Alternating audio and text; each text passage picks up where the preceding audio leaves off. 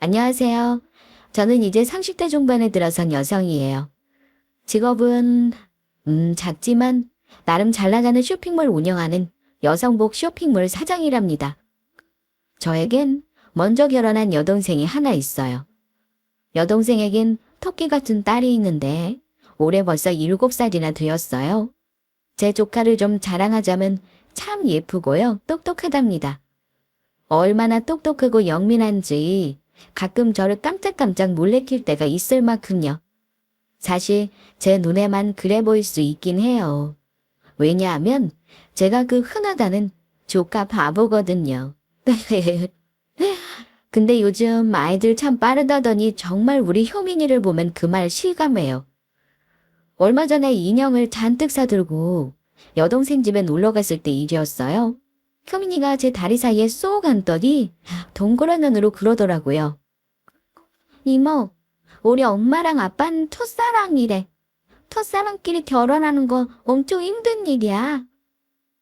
또랑또랑한 목소리로 첫사랑에 대해 이야기하길래 저는 깜짝 놀라서 물었죠. 우와, 효민이가 그걸 어떻게 알아? 그러자 조카가 눈을 동그랗게 뜨고 젤리 같은 입술을 달싹거리더군요. 효민이는 다 알지. 첫사랑은 이루어지기 힘든 거니까. 효민이는 그런 부모님 사이에서 태어났으니까 완전 소중한 사람이야. 정말 귀여워서 통통한 볼따구를 입안에 넣고 호로록 하고 싶은 거 달신이 참았답니다. 저는 효민이를 꼭 껴안고 그랬죠.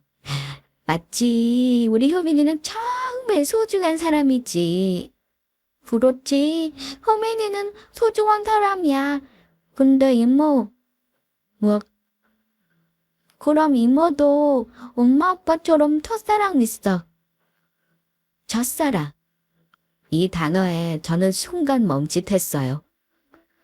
어떤 누군가에겐 첫사랑이란 단어가 아련하고 아름답고 왠지 가슴 뭉클해지는 단어일 텐데 제 가슴엔 아픈 트라우마를 새긴 깊은 생채기를 남긴 단어였어요. 이모도 있지, 첫사랑. 그럼 이모 첫사랑 이야기 효민이한테도 해줄 수 있어? 효민이 궁금해요. 저는 잠시 망설이다가 고사리 같은 손을 꼭 잡으며 말했어요. 어쩌지? 지금 효민이한테 말해줄 수 없어. 이모 첫사랑은 예쁘고 아름답지 못해서 우리 효민이 같은 어린이가 들으면 충격받을 수도 있거든. 나중에 효민이가 더 커서도 궁금해하면 그때 말해줄게. 무슨 말이냐는 듯 저를 올려다보는 맑은 눈동자를 바라보며 저는 씁쓸하게 웃을 수밖에 없었습니다. 맞아요. 제게도 첫사랑은 있습니다. 인정하고 싶진 않지만 제 순정을 바치고 돈도 바치고 처참하게 버려졌던 정말 추억하게 그지없고 지질하고 더럽기 한이 없는 그 인간이 바로 제 첫사랑이에요. 김동민. 바로 제 첫사랑이자 아직도 이가 갈리는 이름입니다. 제 아름답기만 하던 첫사랑이 어떻게 이렇게 원수가 되었는지 제 사연 한번 들어보시겠어요? 제가 김동민을 처음 만난 건 대학교 1학년 때 친구의 손에 끌려나갔던 과팅에서였어요. 과팅이다 보니 무척 많은 사람들이 모여 있었고 그 안에서도 소극적이고 말수가 적은 저는 소외될 수밖에 없었어요. 하물며 전 세자매의 둘째인데다 어릴 때부터 여중 여고에 여대까지 입학했기에 남자에겐 약간의 두려움까지 가지고 있었고요. 사실 남자에 대해 딱히 흥미도 없던 차였기에 저는 그냥 머리수나 채워준다고 생각하고 부석 자리에 멍하니 앉아 있었어요. 기다란 테이블이 있는 커피숍이었는데 모두 음료를 주문할 때도 전 나도 그거 하고 말았죠. 그런데 그런 절 눈여겨보던 사람이 있었던 모양이었어요. 바로 제 첫사랑 김동민이었죠. 나중에 들은 이야기론 어쩔 줄 몰라 하며 식은땀을 흘리는 제가 사람들의 눈치만 보며 입을 꼭 다물고 있던 제가 참 예뻐 보였다고 해요. 뭔가 순수해 보이기도 하고 지켜주고 싶다고도 느꼈대요. 그렇게 저를 빤히 쳐다보고 있는 눈빛도 모른 채 저는 빨리 이과 미팅이 끝나기를 손꼽아 기다리고 있었어요. 다들 음료가 앞에 놓이는데 아무리 기다려도 제 음료는 나오지 않더군요. 그래서 멀뚱히 빈 테이블만 보고 있는데 어디선가 섬세한 모양의 손이 쓱 새빨간 체리콕을 디밀더군요. 제가 놀라 퍼뜩 고개를 들자 엄청 모범생처럼 생긴 남자가 절 보며 쑥스러운 듯 웃더라고요. 음료 노락된 것 같아요. 체리 좋아하시는 것 같아서. 라며 제 가방에 붙은 체리 모양 배지를 보더라고요. 사실 그 가방이 저희 언니 거였어요. 전 체리를 그다지 좋아하지도 않았고요. 그런데 그 남자의 쑥스러운 미소가 괜히 좋더라고요. 그래서 저는 고개를 끄덕였죠. 감사합니다. 좋아하시는구나. 다행이다. 저 안 좋아하시면 어쩌나 엄청 걱정했거든요. 라며 가슴을 쓸어내리더라고요. 그런데 참 웃기죠. 남자에겐 관심도 없었고 딱히 연애를 해보고 싶다는 생각도 없던 제 눈에 그 남자만 보인 걸 보면요. 그런데 그 남자도 다르지 않은 눈치였어요. 그렇게 저희는 자연스럽게 번호를 교환하게 되었고 서로 연락을 주고받았어요. 이름은 김동민. 저보다 한 살 많은 오빠였고 근처 학교 행정학과였어요. 재수를 해 저와는 같은 학년이었고요. 연애, 그거 처음 경험해보니 참 요물이더군요. 통화로 마감하는 매일 밤이 설레고 서로의 안부를 물으며 시작하는 매일 아침이 들뜨더군요. 입맛은 거칠거칠해져 없어지고 심장은 구름 위를 떠다니는 듯 울렁거리고 처음 손을 잡은 찰나 서로의 체온을 느끼며 포옹하던 순간 그리고 입술을 살포시 맞추어던 그 길고도 짧은 시간 동민 씨와 처음 만난 그 모든 순간들이 벅차고 설레고 아름다웠습니다. 평생 잊히지 않을 것 같은 두근거림의 날들이었죠. 이게 첫사랑이구나 라고 생각할 만큼 그리고 석 달이란 짧은 연애 끝에 2년 2개월이란 긴 기다림을 감내할 정도로요. 맞아요. 동민 씨는 석 달 후 군대에 가게 되었어요. 다행히 파주 어디에 있는 군대가 전방이었지만 그나마 가까웠어요. 지금 생각해보면 전 참 지극정성의 순해 보인 인간으로 태어났나 봐요. 매주 그 거리에 음식을 싸들고 면회를 갔으니까요. 편지나 전화로 먹고 싶다는 음식이 있으면 엄마에게 부탁하거나 용돈을 모아서 사서 면회를 갔죠. 그때 김동민 이병 여자친구가 심사임당이라는 소문이 돌 정도였으니 참 대단했던 것도 같아요. 지금 생각하면 어떻게 그렇게 했나 싶을 지경으로 참도 정성을 다했네요. 거참 그놈의 첫사랑 참 대단하긴 합니다. 어쨌든 그렇게 동민 씨는 만기 전역했고 학교로 복학했죠. 그때도 얼마나 기뻤는지 동민 씨도 정말 고맙게 생각하는 듯 했어요. 남자친구는 마중 나간 제 머리 위에 모자를 씌워주며 그랬어요. 다들 여자친구 연락 안 되고 고무신 거꾸로 신어서 타령하고 싶다고 할 때 여진이 넌 늘 내 곁에 있어줬지. 고마워. 정말 내가 잘할게. 너 때문에 힘든 군생활 너무 잘 버틴 것 같아. 손등으로 눈을 비비며 그렇게 말하는 따까머리 남자친구가 어찌나 사랑스럽던지요. 저라고 안 힘들었을까요? 늘 쌓이는 콜렉트콜 요금에 왔다 갔다 차비에 가끔 대시해오는 남자들. 동민 씨의 힘들다는 칭얼거림. 모든 걸 다 이겨낸 저의 마음을 알아준 이 남자가 너무도 고맙고 소중하게 느껴졌습니다. 아니야. 동민 씨도 잘 버텨줘서 고마워. 내가 진짜 잘할게. 여진아. 나 정말 성공해서 너 세상에서 가장 행복한 여자로 만들어줄 거야. 진심이야. 좋아. 기대할게. 전 동민 씨의 진심을 고스란히 받아들였어요. 그렇게 제 마음은 또 그득한 사랑으로 벅차올랐죠. 동민 씨는 곧 복학 대신 공무원 시험을 준비했어요. 갑자기 공무원 시험은 왜? 대학에서 시간 죽이느니 바로 공부해서 시험 합격하는 게 더 좋을 것 같아. 얼른 너 데려오려면 이 방법이 제일 빠질 것 같아서. 동민 씨. 저는 감동해서 눈물까지 글썽였어요. 전 사실 대학은 졸업하는 게 좋다는 쪽이었지만 저와 결혼하기 위해 미래를 준비하겠다는 남자를 말릴 순 없었어요. 그렇게 동민 씨는 곧장 5급 공무원 시험 준비에 들어갔어요. 본가가 지방에 있는 동민 씨는 학교 근처 작은 원룸을 빼 노량진 고시촌으로 들어갔어요. 학원과 가까운 곳에 있으면 이동 시간을 줄일 수 있다는 점에서였죠.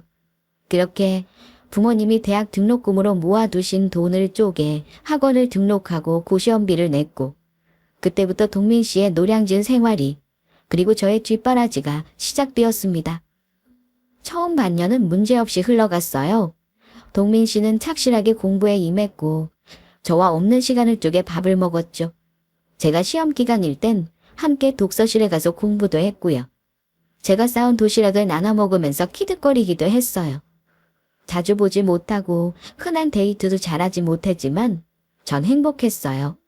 추리닝의 안경바람에 슬리퍼를 질질 끄고 나오는 동민 씨에게도 불만은 없었죠. 그냥 함께 있을 수만 있다면 그걸로도 참 행복했습니다. 그렇게 시험일이 다가왔고 저는 새벽부터 바리바리 싼 도시락을 들고 응원을 나갔어요. 열심히 시험을 보고 돌아온 날엔 함께 마주보고 마시는 안주에 소주 한 잔을 기울였습니다. 그러나 결과는 낙방이었어요. 아, 나 진짜 머리가 나쁜가? 대학도 재수했는데 공무원 시험도 안 붙고. 낙심한 모습에 마음이 아팠어요. 지가 나 이렇게 뒷바라지 해주는데 고생만 시키는 것 같아서. 결국 저에게 미안한 마음이었던 거예요. 전 울컥 치미는 눈물을 삼키고 동민 씨의 손을 꼭 잡았어요.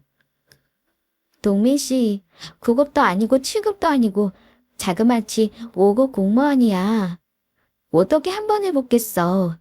동민 씨 아직 젊어. 기죽지 마. 내가 늘 곁에 있잖아. 어? 그러자 동민 씨가 제 손을 꼭 붙잡더군요. 응, 나 무슨 일이 있어도 다음 시험에 꼭 붙을게. 그러니까 조금만 기다려줘. 몇 년이고 여기 이 자리에 기다릴 테니까 마음 편하게 먹어. 알겠지? 저는 그렇게 방긋 웃었습니다. 그리고 얼마간의 시간이 지났어요. 저는 언제나처럼 동민 씨가 학원 간 사이를 틈타 고시원으로 갔어요. 반찬도 좀 넣어두고 청소도 하려고요. 방은 정말 엉망이었어요. 저는 우선 제가 직접 사온 속옷과 양말 그리고 티셔츠를 잘 정리해서 넣고 해진 것들을 버렸어요. 그리고 책이며 속옷 양말 따위가 아무렇게나 널브러진 좁은 방을 청소하고 있을 때였어요. 갑자기 문이 벌컥 열리더니 웬 중년 여성분이 절 보며 눈을 동그랗게 뜨시더군요. 어머, 아가씨는 누구야? 네? 저는... 그러는 아주머니는 누구신데요? 두 여자가 마주보고 앉았어요. 알고 보니 이 여성분은 동민 씨의 어머니더라고요. 시골에서 음식을 싸들고 올라오신 거였어요. 혹시 내 아들 골방에서 굶어 죽지 않나 하고요. 그런데 때마침 청소하고 있던 저를 딱 마주친 거죠. 그래, 아가씨가 동민이 여자친구라고. 그 물음에 저는 다소곳이 대답하며 인사를 건넸습니다. 네, 안녕하세요. 안주희입니다. 반가워요. 난 동민이 애미 되는 사람이에요. 동민 씨 어머니는 평범한 시골 아주머니셨어요. 포근한 인상에 흔히 생각하는 인심 좋고 오지랖 넓어 보이는 그런 분이요. 어머니가 묻더군요. 우리 동민이랑은 얼마나 만났고? 한 3년 되었어요. 아이고, 오래 만났네. 그래, 나이는 몇 살? 이렇게 대화를 주고받았어요. 그리고 어머니는 방 안을 쭉 둘러보시며 그러더군요.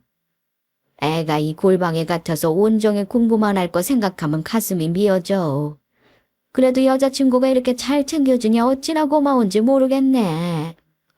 그러며 제 손을 꼭 잡으시더군요. 아닙니다. 제가 좋아서 하는 건데요.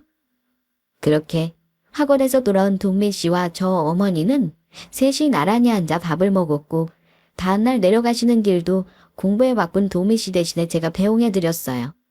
버스를 타시기 전 어머니는 이제 한 식구나 다름없는데 전화번호는 있어야지 하며 당신 핸드폰을 내미시더라고요.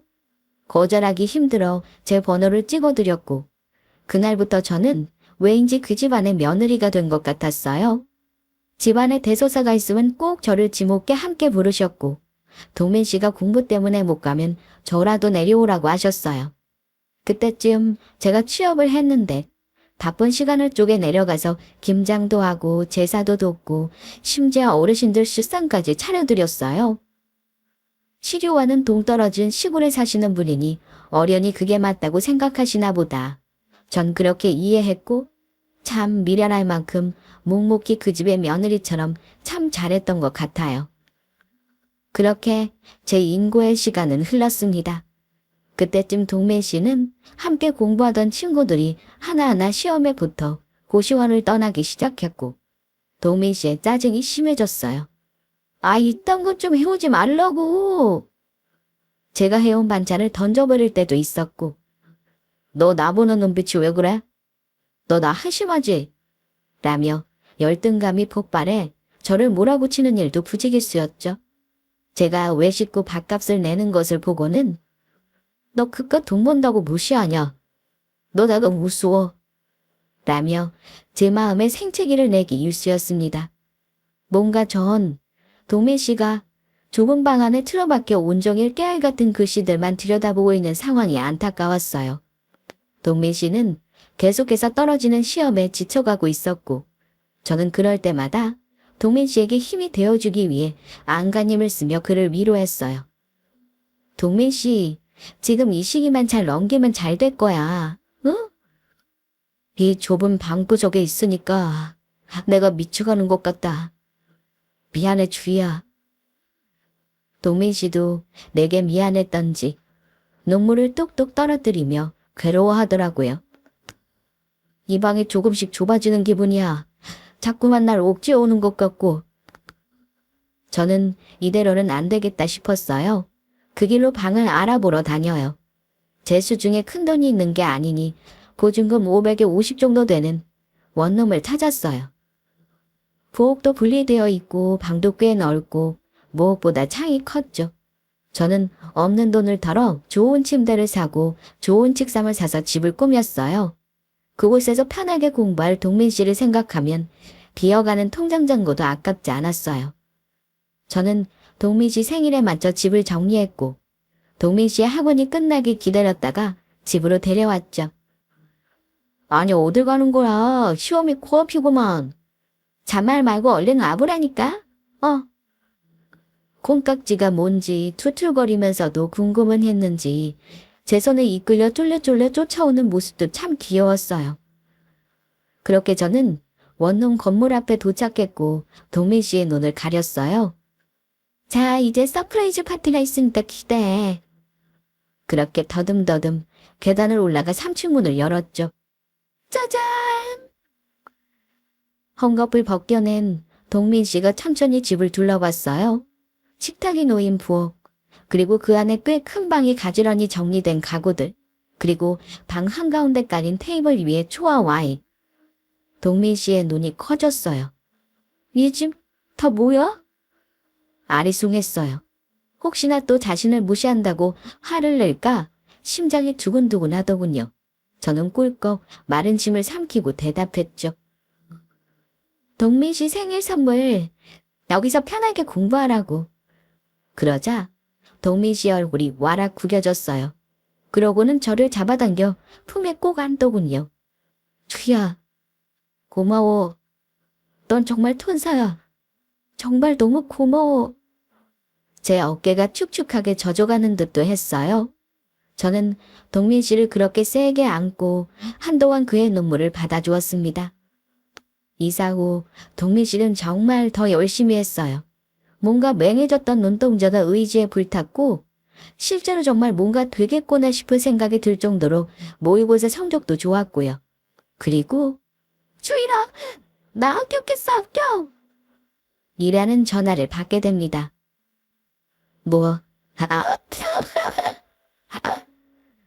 저도 모르게 회사에서 소리를 질러버렸고 급히 입을 틀어막고 기쁨을 삼켰죠. 동민씨, 난 자기가 될 줄 알았어. 다 네 덕분이야. 이제 너 고생 끝이야. 사실 5급이더라도 공무원 후보가 얼마나 돼서 절 호강시켜주겠어요? 전 이미 그때 마케팅 쪽 회사를 다니며 꽤 높은 연봉을 받고 있었거든요. 하지만 기뻤어요. 어쨌든 절 호강시켜주겠다고 시작한 동민 씨의 공부가 좋은 결과로 끝을 맺었고 이제 정말 제가 사랑하던 남자 자신감 넘치던 김동민을 만날 수 있겠다는 생각에 제 가슴은 설렘으로 부풀어 올랐죠. 그렇게 합격을 하고 저는 5년간 하지 못했던 데이트도 실컷 하고 영화도 보고 둘만의 오붓한 시간도 가질 생각에 들떴어요. 동민 씨, 오늘 저녁에 오늘 저녁? 나 오늘 저녁엔 동기들이랑 술 약속 있는데 합격했다니까 술 사라고 난리야. 알았어. 그래, 술 조금만 마시고 연락할게. 제 바람과 달리 동민 씨는 참 바빴어요. 그동안 공부하느라 하지 못했던 속상했던 것들이 저와의 데이트가 아니라 친구들을 만나 술을 마시고 수다를 떠는 것이었구나 생각하니 마음이 씁쓸하더군요. 하지만 한편으론 이해했어요. 한참 놀고 싶은 나이에 그렇게 틀어박혀 공부만 했으니 얼마나 힘들었겠어요. 그렇게 이해하며 넘어가기를 몇 날 며칠이 되어갔죠. 그날은 주말이었어요. 일부러 텅텅 비워놓았던 스케줄은 동민 씨가 갑작스럽게 잡혔다는 술 약속으로 취소가 되어버렸어요. 할 일도 없고 심심하기도 하고 오랜만에 원룸 청소나 해주러 갈까 하며 짐을 챙겨 집을 나섰어요. 가는 길에 동민 씨가 좋아하는 과일도 한아름 샀죠. 이건 합격하기 전보다 더 힘드네. 신세 한탄을 하며 현관문 비밀번호를 눌렀어요. 띠띠띠띠. 그런데 문이 열리는 소리 대신 비밀번호가 틀렸다는 경고음이 들려오더군요. 몇 번을 연거푸 해보아도 마찬가지였어요. 비밀번호를 바꾼 건가?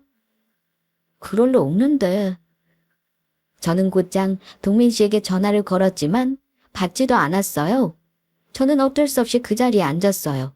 짐도 무거웠고 집으로 돌아가기에도 애매한 시간이었거든요. 그렇게 앉아 핸드폰도 하고 멍하게 생각도 했다가 건물 밖으로 나 있는 창문에 기대 턱을 괴고 하늘을 보고 있었어요. 괜한 불안함이 밀려들더군요. 혹시나 동민 씨가 내가 시시해졌을까? 권태기인가?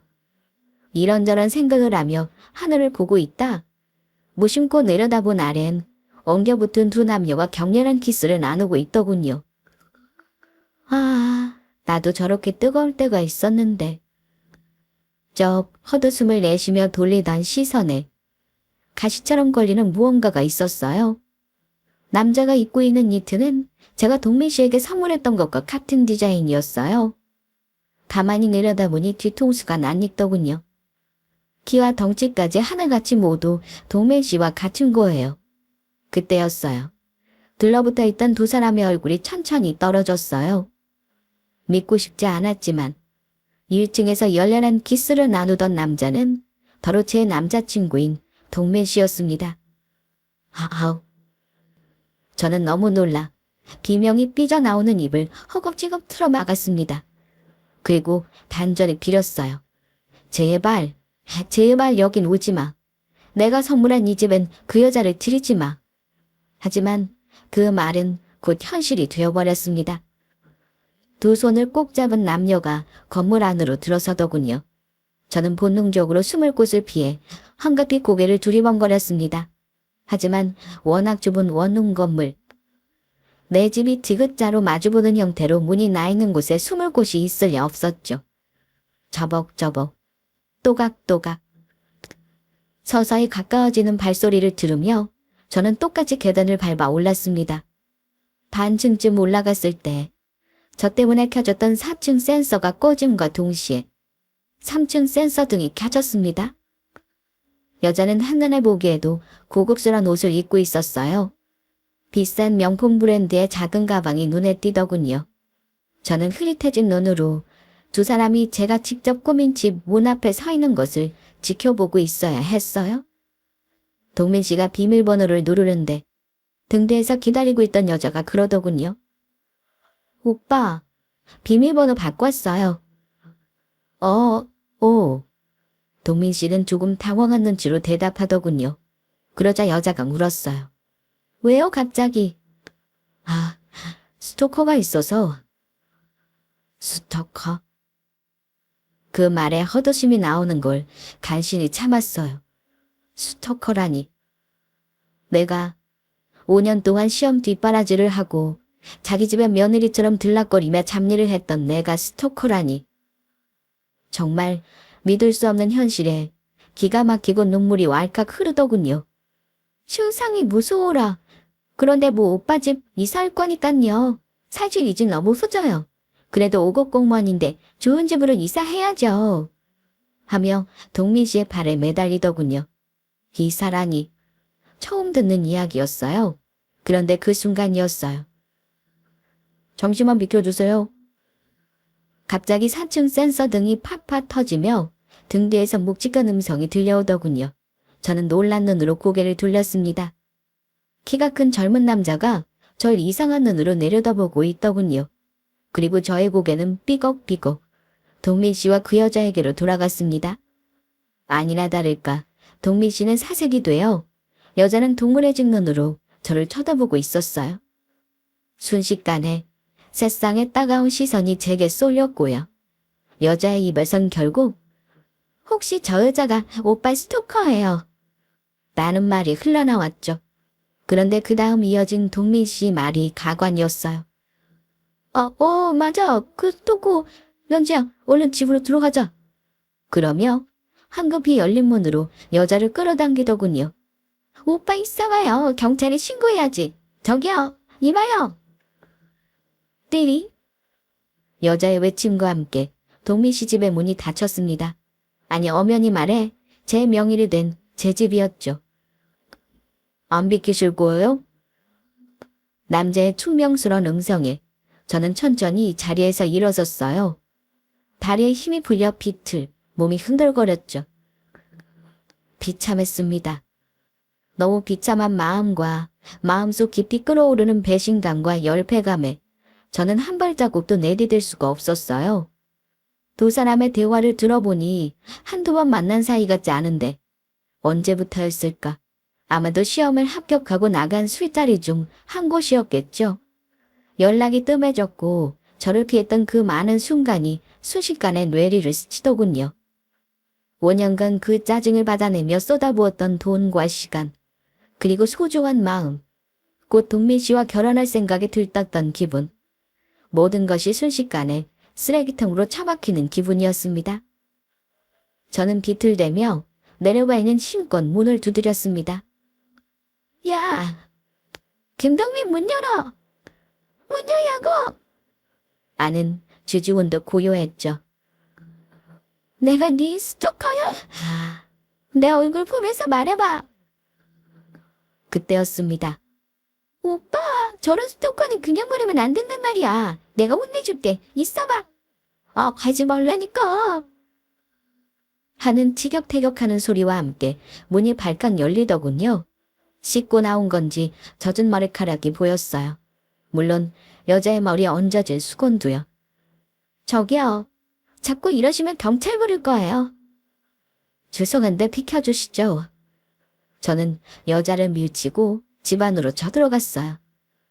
집안은 미세하게 달라져 있었고 늘 제가 펴서 저녁을 차려놓았던 테이블 위엔 와인잔 2개와 청포도가 곱게 놓여 있었죠. 저는 눈이 뒤집히지 않을 수 없었어요. 오빠, 저 여자 뭐야? 여자는 저의 기세에 놀란 듯 아연실색하며 동민 씨에게 물었어요. 그러자 동민 씨가 말을 더듬거리며 그러더군요.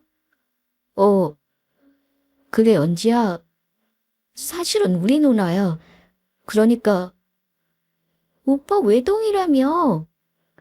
그러니까 사촌 누나. 사촌 누나. 적어도 바람 피우다 걸리면 제게 변명해야 하는 거 아닌가요? 여자에게 쩔쩔매며 변명하는 동민 씨를 보고 있으니 저는 정말 참아왔던 화가 폭발하고 말았습니다. 내가 스토커야?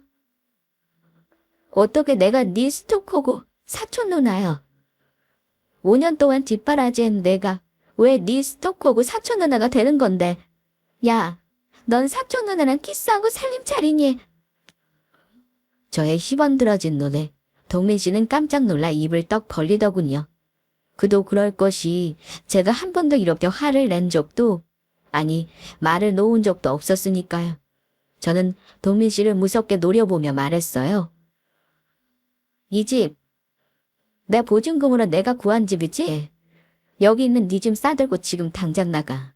아니면 가택 침입으로 신고할 거니까. 뭐, 지금 당장 어딜로 가라는 거야? 너 너무하는 거 아니야? 진짜 끝까지 돈 쓴다고 유세하는 거야? 정말 더럽고 안 입겁다. 넌 내가 지금까지 너한테 퍼부은 돈과 정성이 내 돈 자랑하려고 한 걸로 보였니? 안 입겁다고? 더럽다고? 그래, 더러우면 내가 준 거 다 두고 나가. 아, 맞다. 너 이 집에서 내가 준 거 빼면 알몸으로 나가야겠다, 그치? 하며 코웃음을 쳤습니다. 정말 악에 바치니 이런 말이 줄줄 나오더라고요. 너 지금 입고 있는 니트, 그거 내가 사준 거지. 벗어. 더러워서 안 입어 있다, 이 니트. 하더니 훌렁 벗어서 땅에 내팽개치더군요. 그 안에 입고 있는 셔츠는 내가 사준 거네. 아, 그러고 보니 바지도 설마 바지 하나 팬트까지 다 내가 사준 거니. 제가 악에 받쳐 그리 말하자 옆에서 얼빠진 얼굴로 두 사람의 대화를 가만히 듣고 있던 여자가 털썩 자리에 주저앉더군요. 세상에. 그런데 그때 동민 씨의 행동은 더는 절 화풀이조차 못하게 하더군요. 연지야, 괜찮아. 오빠가 다 설명할게. 그게 그러니까. 걱정스런 눈으로 여자를 부축하는 동민 씨의 얼굴은 안타까움과 미안함으로 그득했죠. 그때 전 깨달았어요. 전 그 상황에서도 이 쓰레기 같은 남자가 저에게 무릎이라도 꿇고 매달려주길 바랬다는 걸요. 하지만 이미 동민 씨의 눈은 오직 그 연지라는 그 여자만을 향해 있었죠. 그 눈빛을 전 너무도 잘 알아요. 바로 언젠가는 절 바라보던 바로 그 눈빛이었으니까요. 이젠 절 보는 눈빛은 변해 열등감과 열패감 그리고 부채감만이 가득하다는 걸요. 이 남자에게 전 더는 사랑이 아니었어요. 그저 자신의 뒷바라지를 해주며 자신의 열등감과 죄책감을 자극하던 자신의 조바심 나게 하던 그냥 혹덩어리 같은 거였죠. 저는 힘없이 뒤돌아섰어요. 그리고 그랬죠. 이 집은 내일 부동산에 내놓을 테니까 이사 준비해. 더럽고 치사해서라도 남을 테니까 걱정하지 마. 더럽고 치사. 제 순수했던 사랑이 더럽고 치사한 것이었다니. 허탈함이 밀려왔습니다. 근데 동민 씨, 그건 알아야 해. 넌 인간도 아니야. 최소한 널 위해 5년을 버린 내게 미안해는 했었어야지. 널 뒷바라지 할 수 있다는 것만으로도 기뻤던 날 위해 마지막 예의는 지켰어야 해. 지도 인간인지 아무 말도 못하더군요. 전 그렇게 허탈하게 집을 나왔습니다. 제 순수했던 첫사랑이 그렇게 끝나버리는 순간이었죠. 그렇게 저는 무너져서 페인처럼 살았을까요? 아니요. 저 생각보다 독한 여자예요. 5년간 공시생 뒷바라지 하는 거 마음 약한 사람은 절대 못해요. 어쩌면 그 5년이란 시간이 절 강하게 만든 것일지도 모르죠. 정말 배신감에 치를 떨었고 너무도 힘들었지만 한편으론 짐을 벗은 듯 홀가분했어요.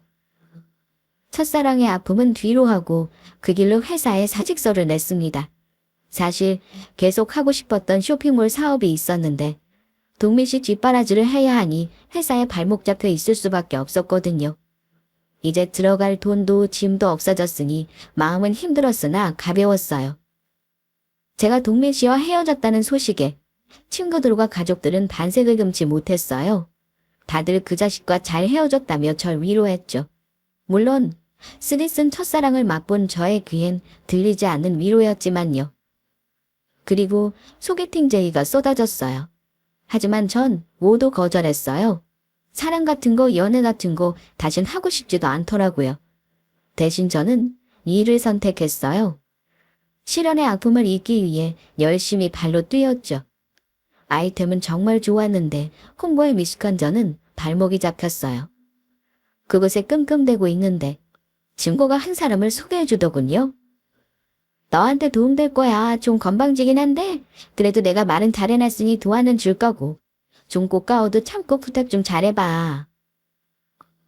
내키지 않았지만 어쩌겠어요. 홍보가 가장 중요한 인터넷 쇼핑몰이니. 저는 단단히 마음먹고 약속 장소로 나갔습니다. 거긴 어떤 훤칠한 키에 멀끔하게 생긴 남자가 앉아 있었어요. 보기에도 차가운 인상을 보곤 아, 이놈들 진짜 까칠하겠구나 생각하며 꾸벅 인사를 했어요. 그런데 남자는 저를 알아보는 듯 미간을 구개더군요. 그리고는 한다는 말이 가관이었습니다. 스토커? 제가요? 제가 덱스토커라고요. 라고 따지듯 말하며 남자의 얼굴을 유심히 보는데 어딘가 낯이 익더라고요. 누군가 유심히 보는데 저를 아래로 내려다보는 눈빛을 보고 딱 떠오르는 장면이 있었어요. 동민 씨와 헤어지던 날 계단에서 제게 비켜달라고 했던 바로 그 남자였습니다.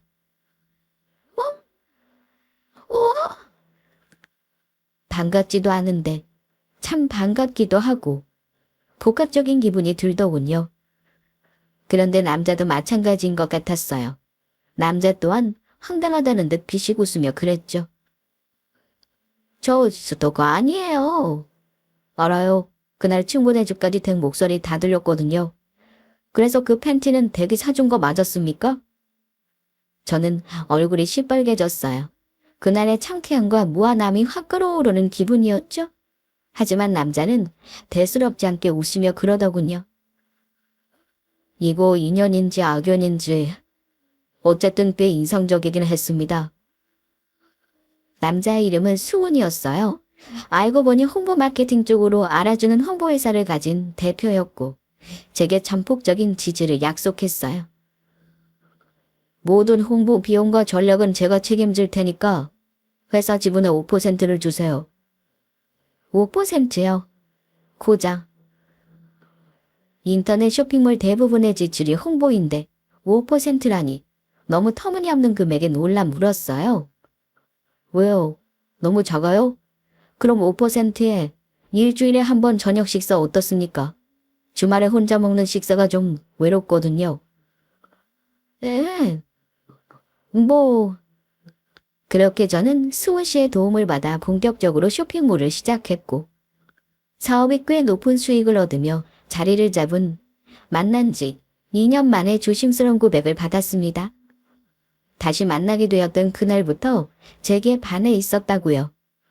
사실 처음 만났던 날도 그렇게 울고 있는 제가 참 궁금했었답니다. 대체 어떤 여자길래 한눈에도 자기보다 떨어져 보이는 저 따위 남자 때문에 눈물을 흘리고 있을까? 저 남자는 어떤 복을 타고났길래 이런 예쁜 여자의 사랑을 받는 걸까라고요. 첫사랑의 아픔과 불신에서 벗어나지 못했던 저는 망설였지만 승우 씨는 제게 기다릴게.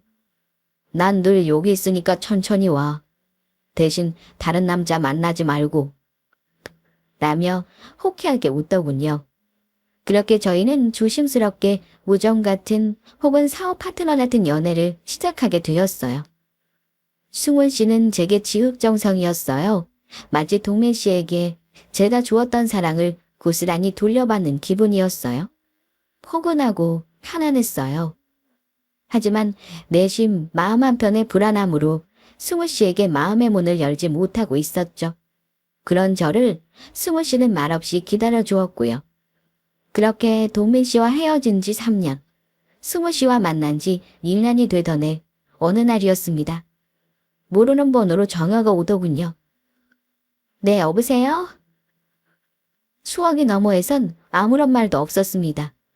잘못 걸었나 하며 끊으려는데 나야 주희씨, 동민이. 귀에 익은 음성이 들려오더군요. 저는 순간 숨이 멎었어요. 첫사랑이라는 게 웃기죠. 그렇게 치를 떨며 분노와 배신감에 울었는데 목소리를 들으니 갑자기 울컥 올라오는 무언가가 있더라고요. 바보처럼요. 무슨 일이야? 저는 냉랭하게 물었지만 음성은 떨리고 있었어요. 잠깐 만나서 이야기할 수 있을까? 바보처럼 저는 그 자리에 나가고 말았죠. 대신 승우 씨에겐 언제 어디서 만나고 오겠다고 허락을 맡았고요. 승우 씨는 쿨하게 허락해 주었습니다. 그리고 그날 동민 씨는 그대로더군요. 딸따막한 귀에 동그란 얼굴. 대체 내가 이 남자에게 왜 그렇게 목을 맸나 싶을 만큼. 콩깍지가 벗겨지고 첫사랑의 환상에서 벗어나고 나니 참 비루해 보이더군요. 키 185에 잘생긴 승우 씨와는 정말 말 그대로 비교가 되는 외모였어요. 첫사랑의 환상을 그대로 안고 살 걸 후회까지 될 정도였죠. 잘 지냈어? 더 예뻐졌다. 제 앞에 앉아 이야기하는 동민 씨를 보는 둥 마는 둥 쏘아붙였습니다. 헛소리하지 말고 용건이나 말해. 그러자 동민 씨가 쭈뼛쭈뼛 볼로를 꺼내더군요. 사실 나 엄청 후회 많이 했어. 엄마한테도 엄청 혼 많이 났어. 그동안 누굴 만나도 역시 너만한 여자는 없더라. 내가 왜 그런 병신 같은 짓을 했는지 자꾸만 후회가 되고. 3년간 한 번도 편하게 잠든 적이 없다며 제게 머리를 조아리는 동민 씨의 뒤통수를 보며 코웃음을 쳤죠. 그래서 말인데 나 너랑 다시 시작하고 싶어. 이제 나도 자리도 좀 잡았고 너 고생시키지 않고 살 수 있어. 그러니까 나랑 다시 시작하자. 결혼을 전제로. 뻔뻔하게 그지없는 얼굴에 침을 뱉어주고 싶었습니다. 저는 동민 씨를 비스듬히 바라보며 말했죠. 동민 씨, 사실 나만한 여자는 어디에도 없어. 너 같은 쓰레기 같은 찐타한테 그렇게 예쁜 순정을 가져다 바칠 바보는 이 세상에 나밖에 없었으니까. 근데 어쩌지? 나도 동민 씨 덕분에 예쁜 순정이 다 망가져서 이젠 그런 여자가 아닌데. 저는 지갑을 열어 명함을 내밀었습니다. 그리고 뭐 고생을 안 시킨다고. 나 혼자서도 고생 하나도 안 하고 잘 살 만큼 벌어. 동민 씨는 명함을 가만히 들여다보다가 두 눈이 휘둥그레졌습니다. 제 쇼핑몰은 이제 젊은 사람이라면 누구나 알 만큼 이름이 나 있었으니까요. 주희 씨, 나 한 번만 봐줘. 내가 잘할게. 제 명함을 봤더니 인간이 더 맹렬하게 제게 매달리더군요.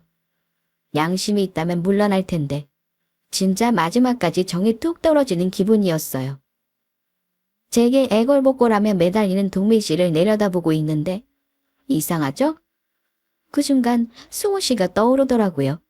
지금 승우 씨는 내게 동민 씨에게 내가 했던 것처럼 열리지 않는 문 앞에서 하염없이 절 기다리고 있더라고요.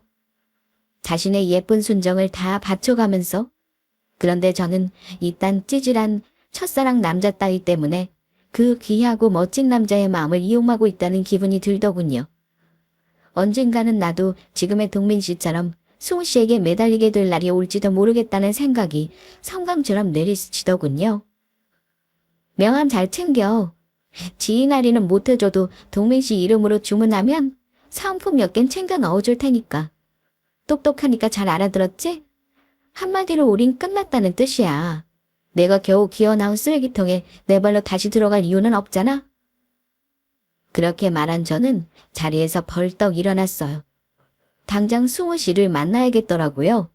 이런 찌질한 남자의 사랑을 받는 제가 궁금했다던 승우 씨. 고작 5%라는 말도 안 되는 지분율을 요구하며 절 기꺼이 도왔던 남자. 그리고 2년이란 시간을 곁에서 지켜만 보다 어렵게 고백해온 남자.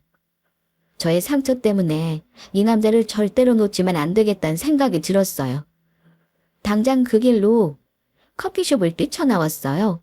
곧장 승우 씨를 만나야겠다는 생각에 급히 커피숍을 나오던 저는 그 자리에 멈춰섰어요. 바로 수호 씨가 주차해 놓은 차에 비스듬히 기대 시계를 보고 있었기 때문이었어요. 수호 씨. 그러자 수호 씨가 절 보며 길게 웃더군요. 생각보다 빨리 나왔네. 여긴 어떡해? 아니, 굴한 척하긴 했는데 불안해서 살 수가 있어야지. 하며 머쓱한 듯 미간을 문대는데 정말 이 남자가 너무 사랑스러워 보이는 거예요. 그때였어요. 저를 뒤따라 헐레벌떡 커피숍을 나오던 동미 씨의 목소리가 들렸어요. 주희 씨, 잠깐만. 어쩜 때마침 차도 벤치네요. 저는 보란듯이 다다다 뛰어 승우 씨의 품에 안겼습니다. 아, 보고 싶었어요. 처음으로 그의 따뜻한 품에서 저는 제 진심이 수줍었어요.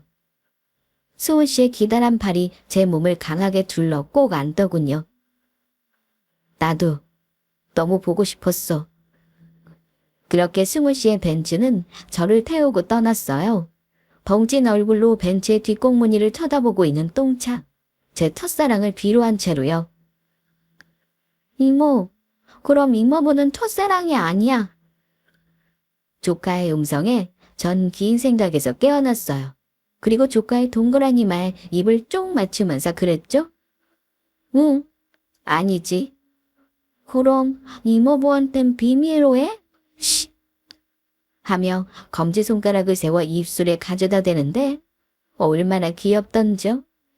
아니, 이모부도 다 알아. 그래도 굳이 우리가 먼저 말할 필요는 없겠지? 하며 싱긋 웃었어요. 네, 저는 그렇게 수호 씨와 결혼을 했고 첫사랑보다 더 첫사랑 같은 달콤한 신혼에 젖어 살고 있습니다. 남들은 그러더라고요. 똥차가 그고 벤츠가 왔다고요. 그런데 전 그렇게 생각 안 해요. 똥차가 얼마나 달달거리고 쓸모없는 놈인지 알아야 다음에 온 벤츠를 놓치지 않는 법이다. 라는 결론이죠. 그래서 첫사랑은 이루어지면 안 되나 봐요. 그 아픈 경험으로 진정한 사랑을 찾게 된 저처럼요. 여러분들의 첫사랑은 어떤가요? 여러분의 인생에 그리고 앞으로 해나갈 사랑에 얼마나 많은 영향을 미치고 있나요? 지금까지 긴 사연 들어주셔서 감사합니다. 늘 행복하세요.